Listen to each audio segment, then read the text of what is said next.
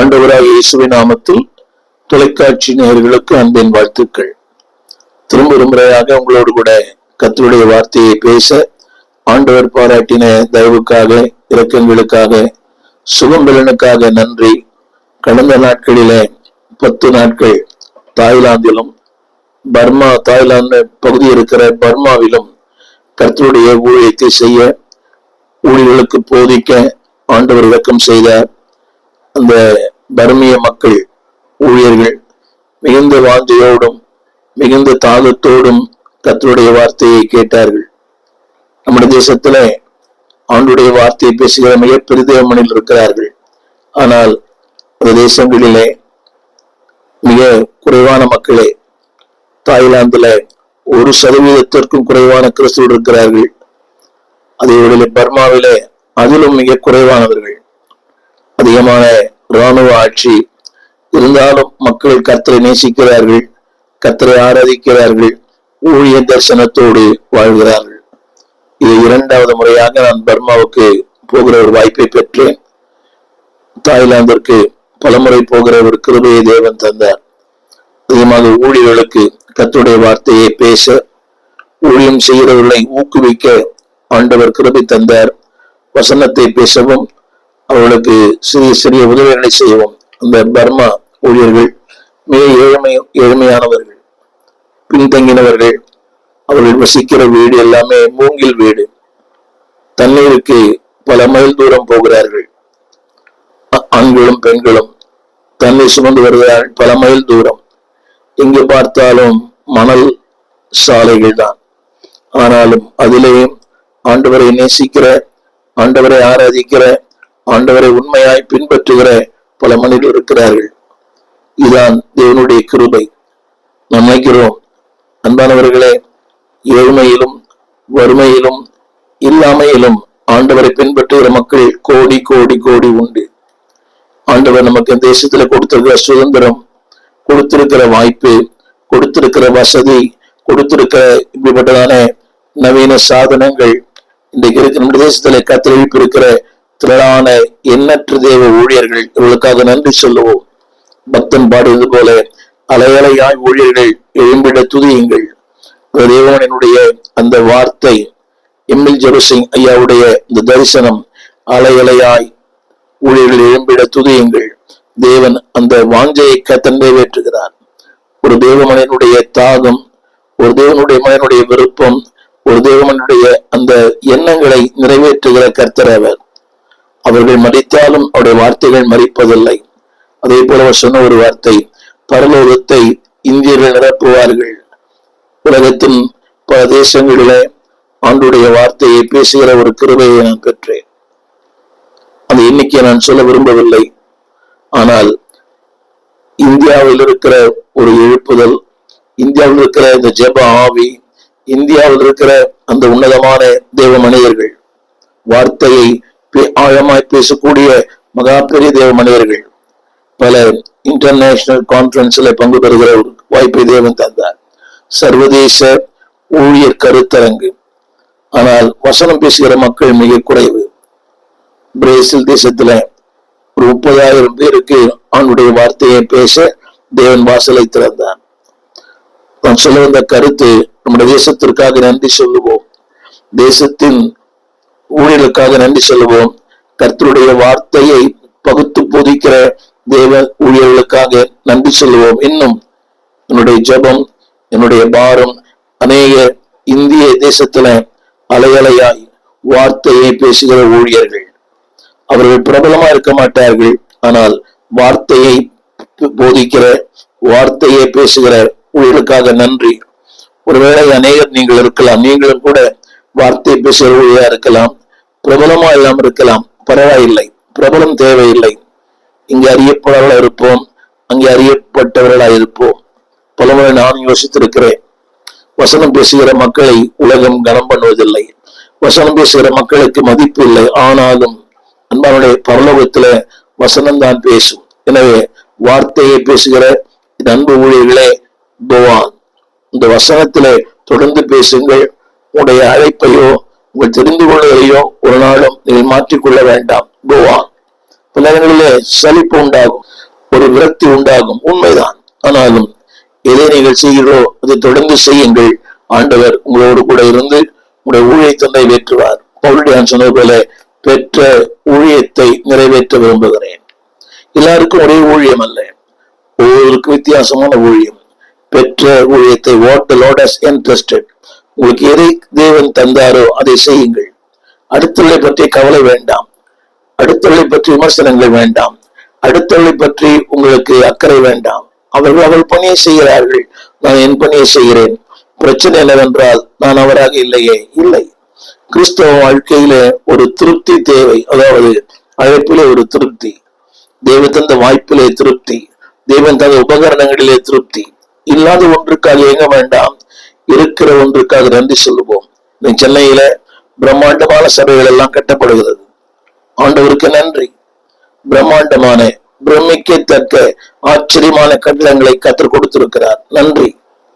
அதே வேளையில உங்களுக்கு கொடுத்திருக்கிற சின்ன ஊழியம், இந்த கிராமம் கவனிங்கள். பரலோகத்துல அந்த நபருக்கு என்ன வெகுமதி இருக்கிறதோ அதே வெகுமதி உங்களுக்கு உண்டு. ஒரு வார்த்தை விரும்புகிறேன், பரலோகத்துல பிரம்மாண்டமான ஊழியம் செய்யற நபருக்கு என்ன வரவேற்போ, என்ன ஆசீர்வாதமோ, அவருக்கு எப்படிப்பட்டதான மேன்மை உண்டோ அதே மேன்மையை கிராமத்துல ஊழியம் செய்கிற கர்த்தர் உங்களுக்கு கர்த்தர் வைத்திருக்கிறார். எனவே அழைப்பை பாருங்கள், பெற்ற அபிஷேகத்தை காத்துக் கொள்ளுங்கள், யாரையும் பார்த்து பொறாமைப்படாதீர்கள்.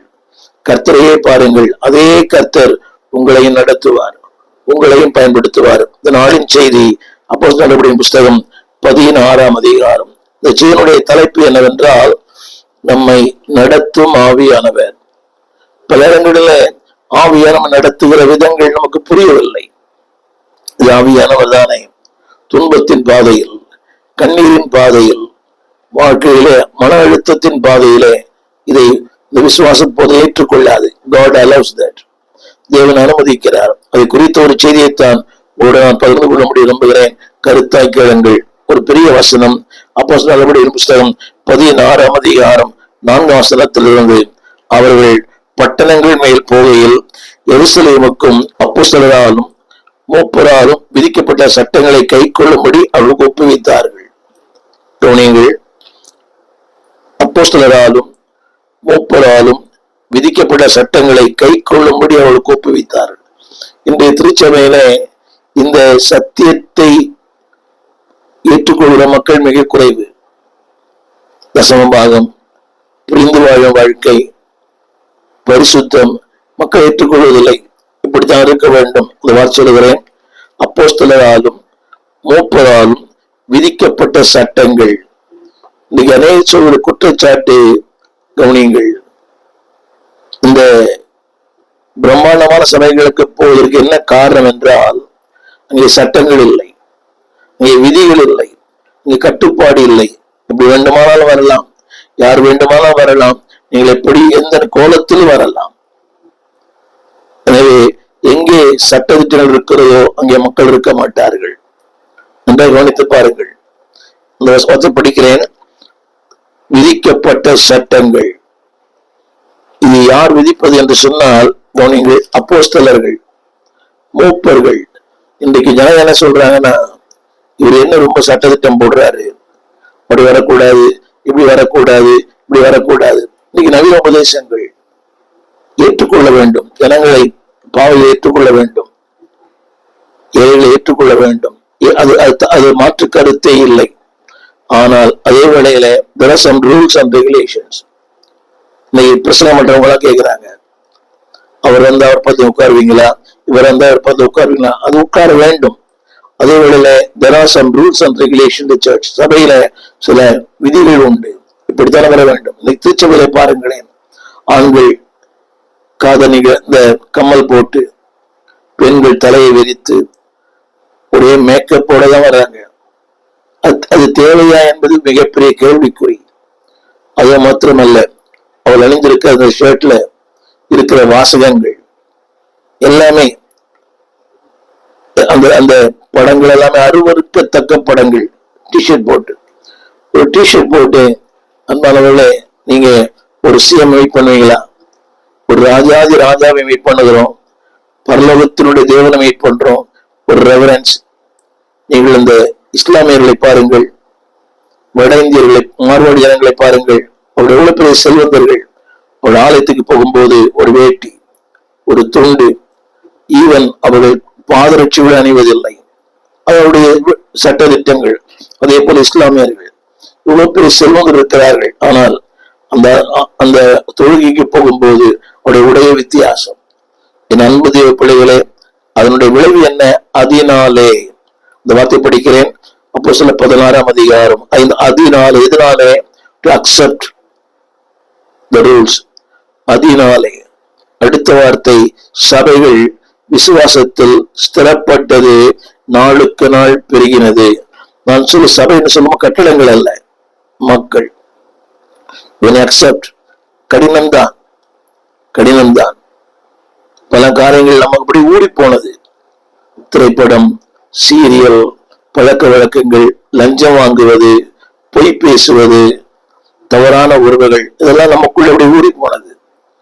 லாங் டேர்ம் நம்ம வேதம் சொல்லுகிறது, தேவனுடைய கட்டளைகளை நீங்கள் கை கொள்ளும் போது, தேவனுடைய வார்த்தைகளை கை கொள்ளும் போது, இன்றைக்கு எல்லாருமே என்னையும் சேர்த்துதான், நான் விரும்புகிறது தான் நான் செய்கிறேன், தேவன் விரும்புவதை நான் செய்ய என்ன முடியல. பவுல் சொல்லுகிறான், நான் விரும்புவதே அல்ல, விரும்பாததையே செய்கிறேன். சில தேவன் விரும்புவதில்லை, எத்தனையோ நான் விரும்புவதில்லை.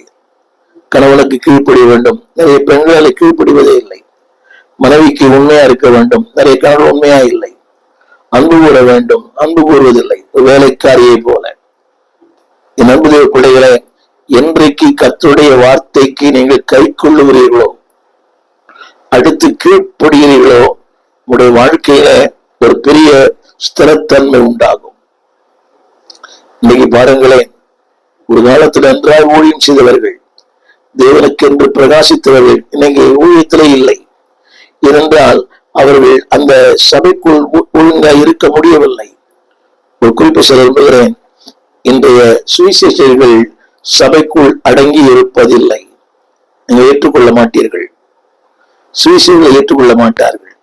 சுவிசேஷர்கள் ஒரு ஊழியனுக்கு கீழே ஒரு சபைக்குள்ளே அவர்கள் அடங்கி இருக்க மாட்டார்கள். ஏனென்றால் இவர் பிரபலமானவர், சுவிசேஷகர். அவர் பிரபலம் இல்லாதவர். பல இடங்களுக்கு அவர் போகிறார், பல மக்களுக்கு அவரை தெரியும். ஆனால் மேய்ப்பனுக்கு அந்த ஊர் தான் தெரியும், அந்த சபை மக்கள் தான் தெரியும். இவர் பல மேடைகளை கண்டவர், பிரம்மாண்டமான மேடைகளை கண்டவர், போஸ்டர்களை கண்டவர், புரிய நினைக்கிறேன், பல ஆடம்பரமான கூட்டங்களை கண்டவர். ஆனா மேய்ப்பன் அப்படி அல்ல.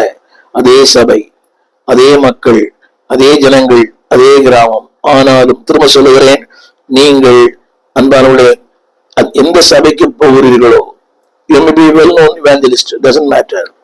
டாக்டர் பில்லி கிரஹாம் பிரபலமான தேவ ஊழியர், ஆனாலும் அவர் கிராமத்தில் இருக்கிற ஒரு சபைக்கு ஒழுங்காய் போவாராம்.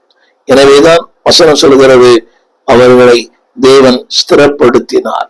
அடுத்த வார்த்தை அப்போஸ்தலர் 16:5, நாளுக்கு நாள் அவர்கள் பெருகினார்கள். ஏனென்று பெருக்கம். இன்னொரு பெரிய வேதனை என்னவென்றால், அநேக சுவிசேஷர்கள் ஆராதனைக்கே போவதில்லை. கேட்டா தேவனோடு தடித்து ஜெபிக்கிறார்கள், கூட்டங்களுக்காக தன்னை ஆயத்தப்படுத்திக் கொள்கிறார்கள். அதாவது வெள்ளி சனி ஞாயிறு கூட்டங்களுக்கு போவது தவறல்ல. நீங்கள் சும்மா இருக்கும் போது அந்த பிள்ளையத்தினை ஊழியர்கள் நான் பார்த்திருக்கிறேன், பிரபலமான ஊழியர்கள் சபைக்கு போவதை பார்த்திருக்கிறேன். எனவேதான் ஒரு வாழ்க்கையிலே ஒரு ஸ்திரத்தன்மை இருந்தது. யோசித்து பாருங்கள், இன்றைக்கு இருக்கிற சுவிசேஷர்கள் திருச்சபைக்கு போகிறார்களா? நீங்களே கேட்டுக்கொள்ளுங்கள். அதுல ஒரு சிலவர்கள் வித்தியாசமானவர்கள். சிலர் மோகன்சி அவர்கள் எங்கு போனாலும் ஒரு சபையிலே அவர் பங்கு பெறுகிறார். அவர் சொன்ன ஒரு வார்த்தை, அவர் பிரசங்கம் பண்ணவில்லை, பிரசங்கம் கேட்க விரும்புகிறார். அதை சில ஆண்டுகளுக்கு முன்பாக என்னோட பகிர்ந்து கொண்டார். அவருடைய வீட்டிலே அவர் பிரசங்கம் கேட்க அதாவது பிரசங்கம் பண்ண விரும்பல, பிரசங்கம் கேட்க விரும்புகிறார். ஆனால் அவர் சொன்ன இன்னொரு வார்த்தை, எனக்கு வாய்ப்பு இல்லை, எங்கு போனாலும் இவர் பேசுவார், இவர் பேசுவார். பல நேரங்களிலே ஆலயத்தின் பின்பகுதியில் உட்கார்ந்து விட்டு நான் எழுந்து வருகிறேன். அப்பொழுது கூட ஜனங்கள் கண்டுபிடித்து விடுகிறார்கள், என்னை கேட்டுக்கொண்டிருக்கிறார். அதனாலதான் உடைய வாழ்க்கையில ஒரு பெருக்கம். அவருடைய வாழ்க்கையிலே ஒரு உயர்வு, அவருடைய வாழ்க்கையிலே அவருடைய ஊழியத்திலே திரளான கூட்டங்கள். யாரோ ஒருத்தர் உயர்த்தி பேசுவதனால் எனக்கு எந்த லாபம் இல்லை. ஆனால் நான் சொல்ல இந்த கருத்து, நாளுக்கு நாள் அவர்கள் பெருகினார்கள். இத்தனை பெரிய மேன்மை. என்னுடைய பிள்ளையே, உனக்கு பெருக்க வேண்டுமா? இருக்கிற சபையில ஒழுங்காயிரு, உண்மையாயிரு, உத்தமமாயிரு. இதுல இன்னொரு பிரச்சனை இருக்கிறது. கொஞ்சம் கிருபை இருந்தா அழைப்புகள் ஏராளம், ஏராளமான அழைப்பு. இங்க பாட வாங்க, இங்க யாரும் நடத்துவாங்க. கவனிங்கள், அழைப்புகள் எல்லாம் தேவன் அல்ல, இதை கவனிக்க வேண்டும். எல்லா அழைப்புகளும் தேவனால் வருவதல்ல. டு டிஸ்ட்ராக்ட் யூ, திசை திருப்ப, டு டிஸ்டர்ப் யூ, உன்னை குழப்ப, டு டிஸ்ட்ராக்ட் யூ, உன்னை அழிக்க. திரும்ப சொல்லுகிறேன், திசை திருப்ப. இரண்டாவது குழப்ப, மூன்றாவது அழிக்க. வசனம் சொல்லுகிறது, அன்பானவர்களே, அந்த தேவனுடைய உபதேசங்களை சற்று இப்படிதான் இருக்கணும், இப்படிதான் வரணும், இப்படிதான் சபைக்குள் இருக்கணும். Nobody likes that. அதில் இன்னொரு பிரச்சனை, அநேகருக்கு நீங்க ஒரு திறந்த வாசலை கத்து வைத்திருக்கிறார். அதாவது இங்க அசிஸ்டண்டா இருக்கிறார், இங்க அசிஸ்டண்டா இருக்கிறார். அடுத்த சபைக்கு போன உடனே அசிஸ்டண்டா மாறி விடுகிறார். போன உடனே அவருக்கு மைக் கொடுக்கப்படுகிறது. போன உடனே அவருக்கு ஒரு அங்கீகாரம் கிடைத்து விடுகிறது. அவருடைய சொந்த சபையில கிடைக்கவில்லை, கொஞ்ச நாள் கிடைக்கும். They will use it, they will throw it. உங்களை பயன்படுத்துவார்கள். உங்களை விட இன்னொரு வரும்போது நீங்கள் தூக்கி எறியப்படுவீர்கள். ஜாக்கிரதை இருங்கள். எனவேதான் 6ஆம் வசனத்தில் முக்கியமான வார்த்தை, அவர்கள் பிரிக்கியா கலாத்தியா நாடுகளை கடந்து போன போது ஆசியாவிலே வசனத்தை சொல்லாதபடி பரிசுத்த ஆவியானவரால் தடை பண்ணப்பட்டது. அதனுடைய செய்தி இன்னைக்கு the guiding of the Holy Spirit. ஆண்டவர் நடத்தும் விதங்கள், ஆண்டவர் நம்மை நடத்தும் பாதைகள் வித்தியாசமா இருக்கும்.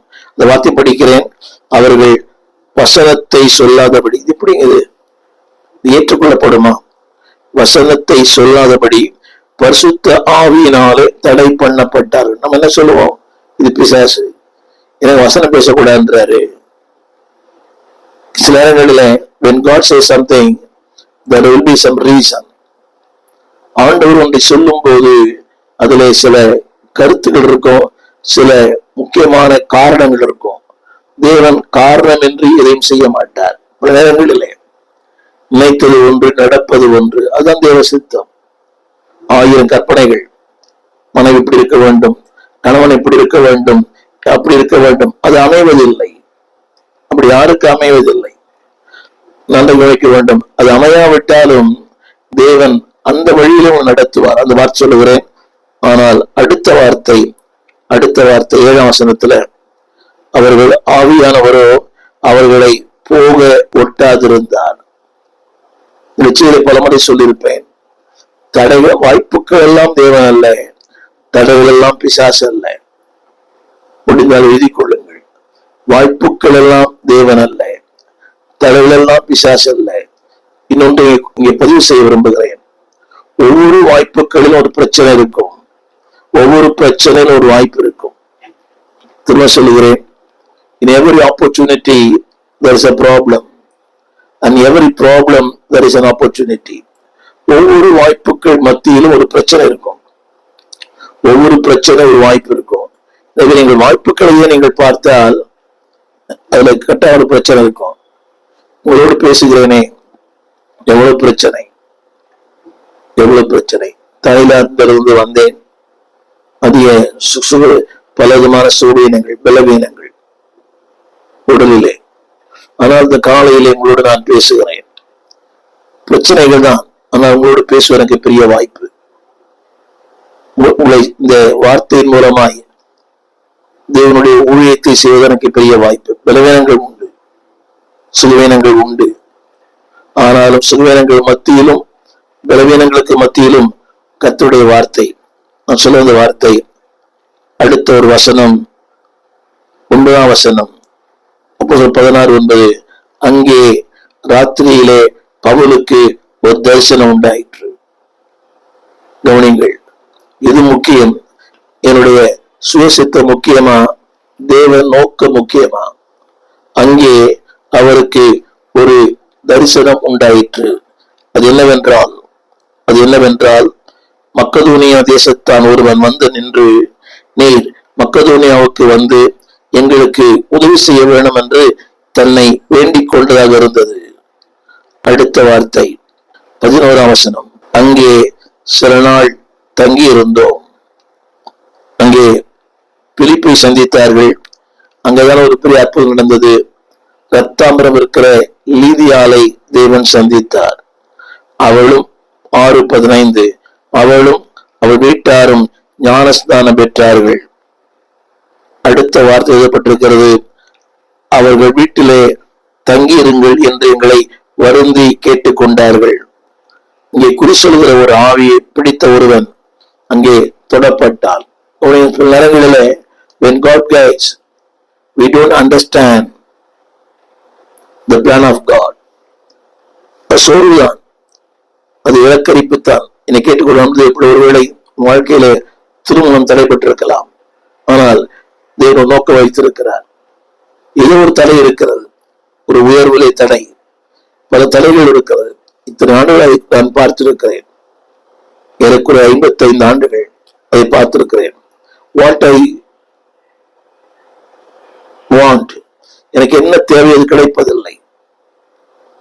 எனக்கு எது தேவை, நான் எது விரும்புகிறேன் அது கிடைப்பதில்லை. ஆனால் விரும்பாதெல்லாம் நடக்கிறது. ஆனால் அந்த விரும்பாத ஒன்றிலே தேவனுடைய நோக்கத்தை நிறைவேற்றுகிறார், அவருடைய சித்தத்தை நிறைவேற்றுகிறார், அவருடைய விருப்பத்தை நிறைவேற்றுகிறார், அவருடைய தீர்மானம் நிறைவேற்றுகிறார். எனவே என் அன்பு தேவப்படைய கவனிங்க, இந்த கைரிங் ஆஃப் தி ஹோலி ஸ்பிரிட் போக ஒட்டாது இருந்தார். அடுத்த வார்த்தை சொல்லுகிறார், அங்கே அற்புதம். ஒரு லீதியால், ஒரு குறி சொல்லுகிற மனிதன், அதாவது தேவனுக்கு உதயமானவர்கள். அன்றைக்கு இருந்த எல்லாருமே திருச்சபையிலே தேவனால் நடத்தப்பட்டவர்கள். They are all guided by the Lord. தேவன் நடத்தப்பட்டவர்கள். இன்னும் யோசித்து பாருங்களேன், தேவனால் நடத்தப்படுகிறோமா? எனக்கு தேவையா, எனக்கு தேவையில்லையா? திரும்ப சொல்கிறேன், அவள் அத்தனை பேருமே தேவனால் நடத்தப்பட்டவர்கள். மாத்திரமல்ல, அந்த சொல்றது அவர்களுக்குள்ள ஆவியாக தங்கி இருந்தார். என்னை தேவன் நடத்த வேண்டுமானால் எனக்குள்ள தங்கி இருக்க வேண்டும். அவர் தங்க விரும்புகிற மனிதனாக மாற வேண்டும். இன்டுவெல்லிங் ஒரு வருஷம் அடிக்கடி பைபிள்ல வருது. மார்க் 2ஆம் அதிகாரம். அவர் மறுபடியும் அந்த வீட்டுக்கு போனார். என்னை கேட்டுக்கொண்டே இதான் ஆண்டுடைய விருப்பம். மறுபடியும் வாழ்க்கையில ஒரு ஊழியனாய் சில ஊழியர்களுக்கு ஒரு முறை போனாலே நிம்மதி போய் விடுகிறது. என்னை கேட்டுக்கொண்டே பிள்ளைகள், ஊழியன் மறுபடியும் வீட்டுக்கு வருகிற அளவுக்கு உங்கள் வாழ்க்கை இருக்க வேண்டும். பணத்துக்காக அல்ல, உணவுக்காக அல்ல, உங்களுடைய வாழ்க்கை.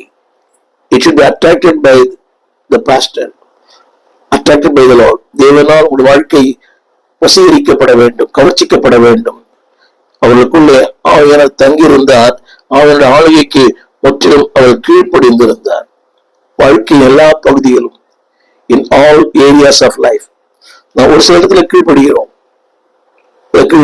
சொல்ல வார்த்தையிலே பாருங்கள், all areas of life, வாழ்வின் ஒவ்வொரு பகுதியிலும். எனவேதான் பக்தன் சொன்னார், என் ஜீவன் எல்லை எங்கிலும் பரிசுத்தமென எழுதும்.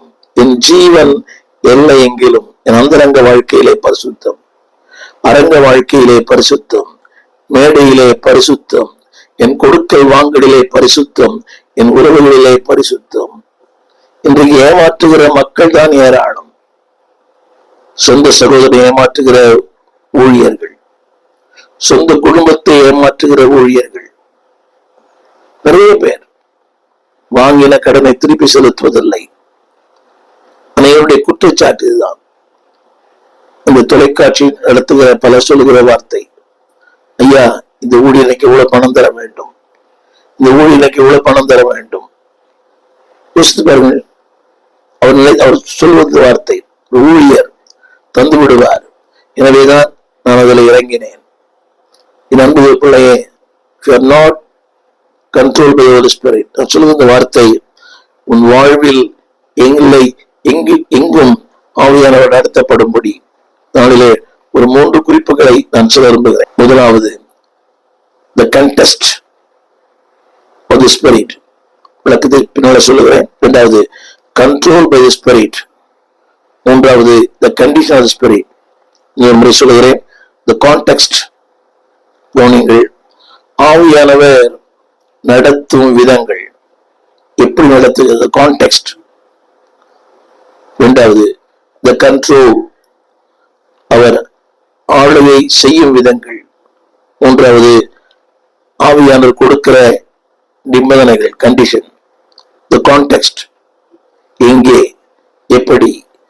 இரண்டாவது கண்ட்ரோல், ஆவியானவர் ஃபாதர் பண்ண மாதிரி கட்டுப்பாட்டின் ஆவியானவர் என்னை கண்ட்ரோல் பண்ணி நடத்துகிறார்.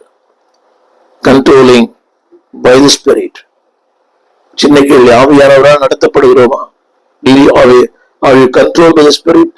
பேசும்போது மடமடமடன் பேசுறோம், பொறிச்சு தள்ளிடுறோம். கோபம் தலைக்கு மேல ஏறுது. ஆண்டவர் அறியாத மக்கள் எவ்வளவு சாதுவா இருக்கிறாங்க. என் தாயும் என் தகப்பனும் எனக்கு நல்ல உதாரணம். அவள் கோபப்பட்டு நான் பார்த்ததே இல்லை. கணவன் மனைவியோ, கணவனோட மனைவியோடு, கணவன் மனைவியோட பிள்ளைகளோடு, நெவர் நெவர் நெவர். யோசித்து பார்க்கிறேன். ஆண்டவர் அறியாத மக்களே தேர் கண்ட்ரோல். நான் சொல்லும் போது ஆசைகள், விருப்பங்கள், எண்ணங்கள், தீர்மானங்கள், அவருடைய நோக்கங்கள், எவ்ரிதிங் ஹஸ் பீன் கண்ட்ரோல்ட். நமக்கு அந்த இல்லை, அந்த எண்ணம் இல்லையே. கட்டுக்கடங்காத ஆசை, வயசுக்கு மிஞ்சின ஆசை, வசதிக்கு மிஞ்சின ஆசை, அதை வாங்க வேண்டும். இந்த யாரை கேட்டாலும் இஎம்ஐ. அதை கேட்ட விளம்பரம், கடன் வேண்டுமா, வீட்டிற்கே வருகிறோம். வீட்டுக்கு வருவாங்க, நாளைக்கு உங்களை வீட்டை விட்டு துரத்திடுவாங்க. Try to be control by the spirit. மூன்றாவது the condition, அவை நடத்தப்பட வேண்டுமானால் விதிக்கிற நிபந்தனை. முதலாவதாக the context, நான் சொல்லுவது தேவன் நடத்தும் விதங்கள், நடத்தும் பாதைகள். நன்றி சொல்ல நம்புகிறேன். ஆண்டவர் ஒவ்வொருவருக்குமே ஒரு சுயாதீனத்தை கொடுத்திருக்கிறார். the freedom of the spirit.